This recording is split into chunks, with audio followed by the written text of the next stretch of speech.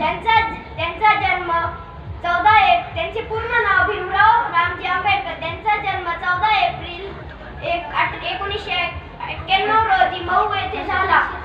वडिलांनी बालपणापासून भीमरावांना चांगली पुस्तके वाचण्याचा छंद लावला. जसे व्यायामाने शरीर बळकट होते तसे पुस्तकाने मस्तक सुधारते हे त्यांच्या वडिलांनी त्यांच्यामध्ये पुरेपूर उतरवलेले. भीमरावांचा एक विशेष गुण होता, त्यांनी एक पुस्तक वाचले तर ते त्यांना आयुष्यभर लक्षात राहायचे, कारण त्यांची बुद्धिमत्ता खूप छान होती. ते म्हणायचे, मला हे पुस्तक आज मिळाले, परत मिळेल न मिळेल, म्हणून ते जर ते पुस्तक हातात पडले ते आदर्शासारखे वाचत होते. डॉक्टर बाबासाहेब आंबेडकर म्हणे, जर तुमच्याकडे 2 रुपये असतील तर तुम्ही 1 रुपयाची भाकरी घ्या व उरलेले 1 रुपयाचं पुस्तक घ्या, कारण भाकरी तुम्हाला जगवेल व पुस्तक तुम्हाला कसे जगायचे ते शिकवेल.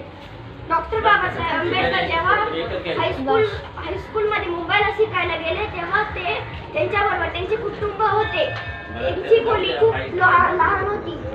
तेव्हा मातीच्या दिव्याखाली अभ्यास करत. त्यांची खोली इतकी छोटी होती की बाबासाहेब आंबेडकर झोपले की डोक्याला चक्की, पिठाची चक्की व पायाला शेळी बांधलेले असत. अशाही परिस्थितीला ते सामोरे गेले. त्यांनी रस्त्यावरील दिव्याखाली अभ्यास केला. ते खूप शिकून बॅरिस्टर झाले.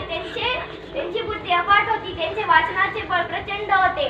त्यांनी 14 तळ्याच्या पाण्याचा सत्याग्रह केला व दलितांसाठी सर्व तलाव, सार्वजनिक तलाव खुले केले. एवढे बोलून मी माझे भाषण संपवतो. जय हिंद, जय महाराष्ट्र.